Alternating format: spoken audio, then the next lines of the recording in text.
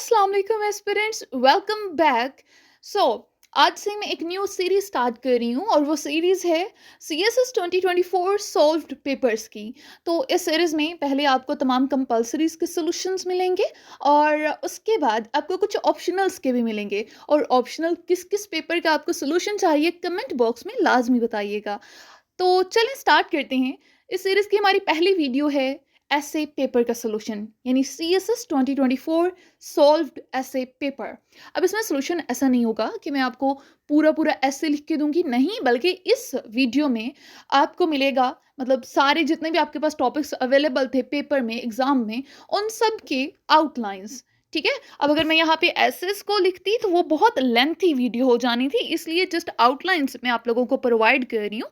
So without wasting any time let's start. So, the very first one is the topic is hope, the greatest driving force. अब इसके outline मैंने कुछ इस तरह से बनाई है कि सबसे पहले तो फॉर श्योर इंट्रोडक्शन होता है और इसमें स्नेडर्स होप थ्योरी को भी डिस्कस करें तो ज़्यादा बेटर होगा। उसके बाद साइकोलॉजिकल डायनामिक ऑफ होप, उसमें सब पॉइंट्स होंगे hope as a coping mechanism, relationship between hope and mental wellbeing and hope as a predictor of resilience. उसके बाद थर्ड हमारे पास मेन हेडिंग है hope in action driving force.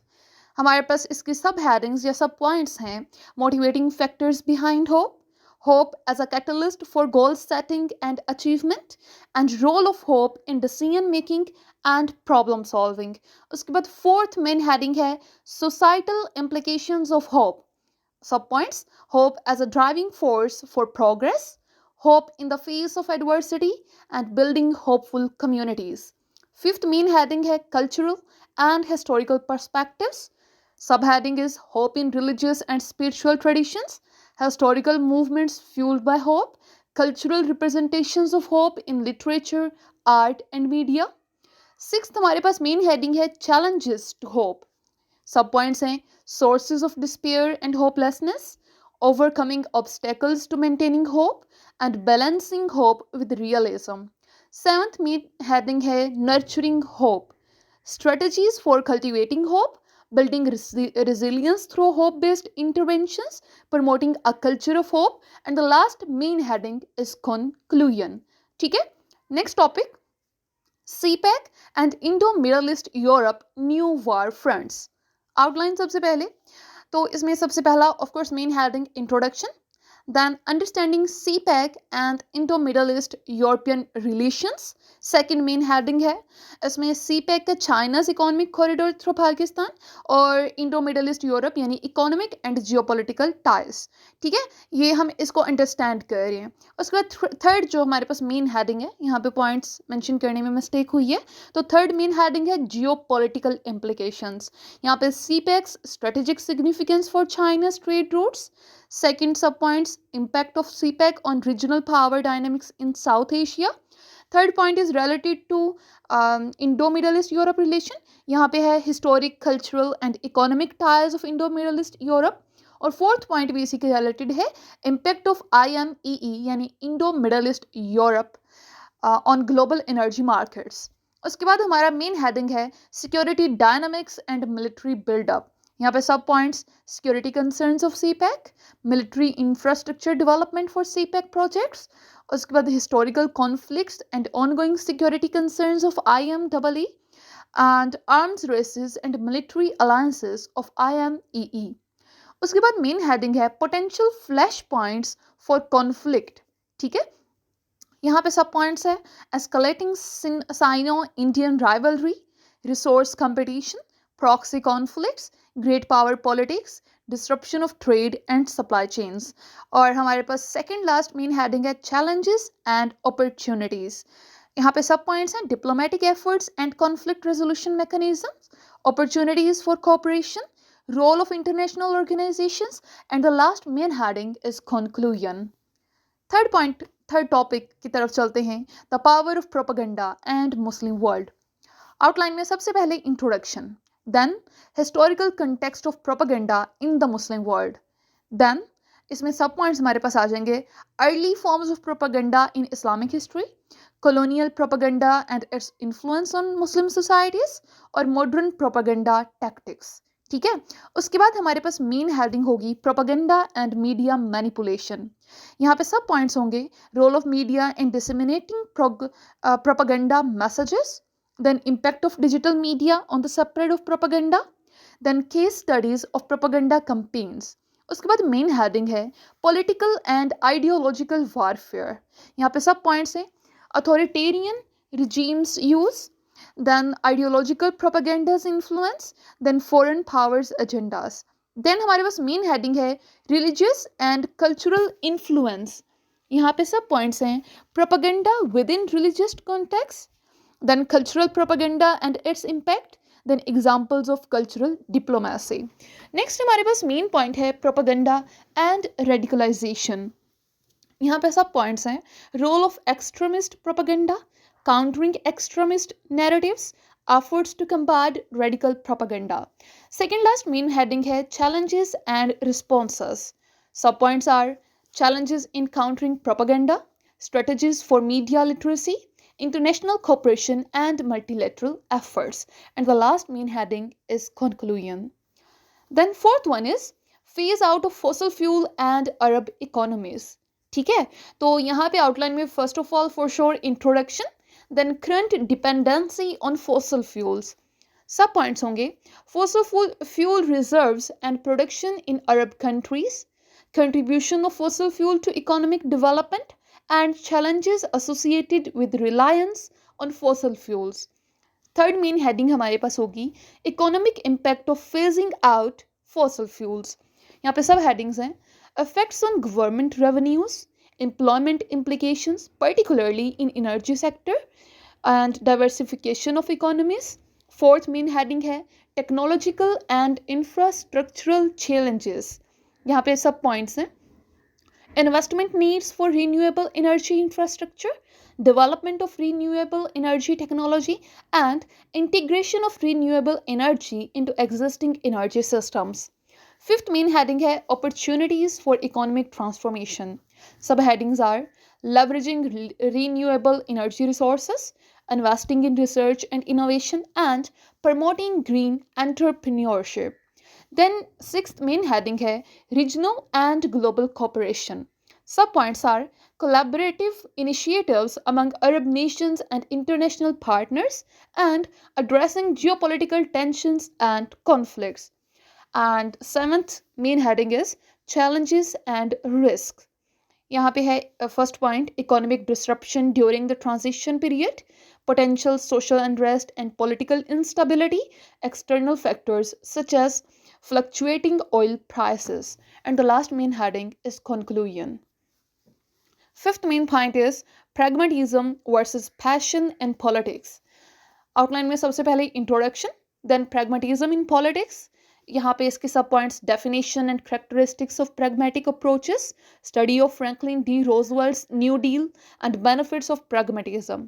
उसके बाद passion in politics जो third main heading है, इसके सब पॉइंट्स होंगे definition and manifestations of passion in politics, then study of Martin Luther King Charles, passionate advocacy for civil rights and impact of passion on mobilising public support. Fourth main heading है the pragmatism passion dilemma. यहाँ पे first main जो इसका सब point है वो है tension between pragmatism and passion, study of Barack Obama's pragmatic approach versus Bernie Sanders' passionate approach, then challenges of maintaining balance and addressing urgent issues versus long-term goals. उसके बाद fifth हमारे पास मेन हेडिंग है finding balance pragmatic passion। यहाँ पे हमारे पास सब points हैं integrated decision making, strategic compromise, consensus building, crisis management, and long-term sustainability. Sixth main heading is implications for political discourse and engagement. Subpoints are impact of pragmatism versus passion on political discourse, importance of fostering constructive dialogue in politics, and strategies for emerging more balanced engagement. And the last main heading is conclusion. Sixth हमारे पास आ गया, ये है BRICS and Pakistan prospects of recovery. ठीक है। तो यहाँ पे हमारे पास सबसे पहले इंट्रोडक्शन होगा, then potential benefits of BRICS collaboration for Pakistan लिखेंगे, और इसमें सब पॉइंट्स हमारे पास कुछ हैं कि increase trade and investment, knowledge sharing and technology transfer, financial support from BRICS banks, enhanced geopolitical leverage, and diversification of trade partners. उसके बाद challenges in BRICS Pakistan collaboration. सब पॉइंट्स होंगे, divergent economic interest, infrastructure and logistics bottlenecks, capacity and standards gaps, debt sustainability concerns, and political and security concerns. उसके बाद main heading होगी strategies for strengthening BRICS Pakistan partnership. Sub points होंगे, focus on mutually beneficial trade agreements, fostering regional connectivity projects, building trust and transparency, capacity building and skills development programs, focus on niche markets and value addition, promoting people to people exchanges, and collaboration on sustainable development goals यानी SDGs। और last main point होगा conclusion. Next हमारे पास topic है artificial intelligence the death of creativity. यहाँ पे introduction सबसे पहले, उसके बाद हम अंडरस्टैंड करते हैं कि क्रिएटिविटी क्या है। Understanding creativity, sub points are creativity and its characteristics, importance in human endeavors, and examples across different domains. Third main heading है rise of artificial intelligence. Sub points होंगे definition and types of artificial intelligence, applications of AI in diverse fields, and advancements in AI and their implications for human creativity. अब हम कुछ arguments इस जो concept है इसके against देंगे और कुछ इसकी फेवर में। तो सबसे पहले हम देते हैं AI as the death of creativity. ठीक है, तो standardization of creativity, loss of human element, reduction of exploration, dependency on algorithms, devaluing the human creative spark, and replication versus originality। और अब इसके अगेंस्ट, ये वाली जो स्टेटमेंट थी इसके अगेंस्ट अगर हम बात करें तो it would be AI as an evolution of creativity. तो सब पॉइंट्स हो गए, AI as a co creator and catalyst, democratization of creativity, unleashing untapped creative potential, enhanced efficiency and productivity, facilitation of cross-disciplinary innovation, and augmented creativity and human AI collaboration।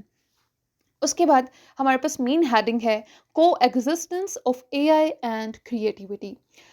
यहाँ पे sub points हैं, complementary capabilities, AI as a tool not a replacement, and collaborative partnerships, exploration of new frontiers, and ethical and cultural considerations, and the last main heading is conclusion। उसके बाद हमारे पास है second last topic pathways to Pakistan prosperity। तो यहाँ पे सबसे पहले introduction होगा for sure, then current situation of Pakistan, then causes of current situation, इसमें सब पॉइंट्स हम लिखेंगे, economic vulnerabilities, political uncertainty, infrastructure deficits, educational shortcomings, limited gender equality, regional security concerns, climate change impact, and extremism and intolerance। उसके बाद हमारे पास pathways to Pakistan's prosperity आ गया।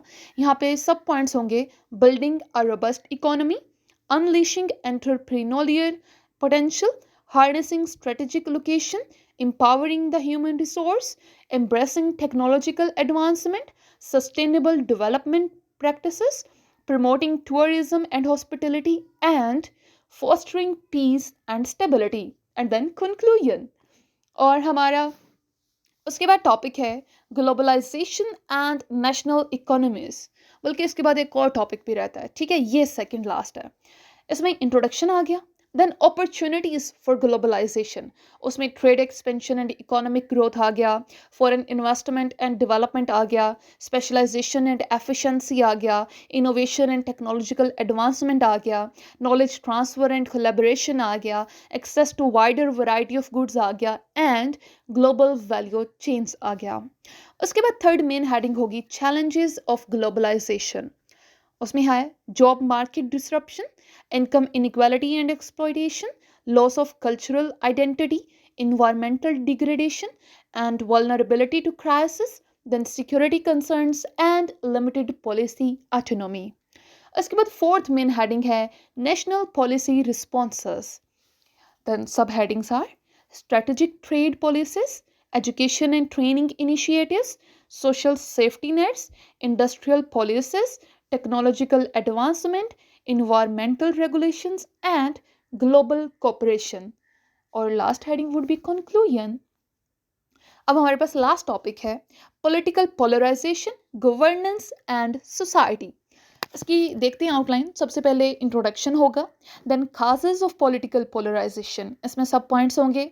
Rise of social media and echo chambers, economic inequality and discontent, cultural and identity politics, gerrymandering and electoral systems, weakened media landscape. ठीक है. उसके बाद third main point होगा consequences of political polarization. सब points होंगे gridlock and ineffective governance, erosion of public trust, rise of extremism and political violence, increased cost and inefficiency, and declining international influence. उसके बाद fourth main point होगा strategies to address political polarization. Sub points would be promoting media literacy and fact checking, encourage civil discourse and compromise, strengthening democratic institutions, enacting electoral reforms, and supporting independent journalism. And then it would be conclusion for sure. ठीक है. So I have provided you guys with the outlines of all the topics which were given in the CSS 2024 essay paper. अब आपको और जो जिस paper के solution चाहिए वो कमेंट बॉक्स में कमेंट कर दें. Thank you.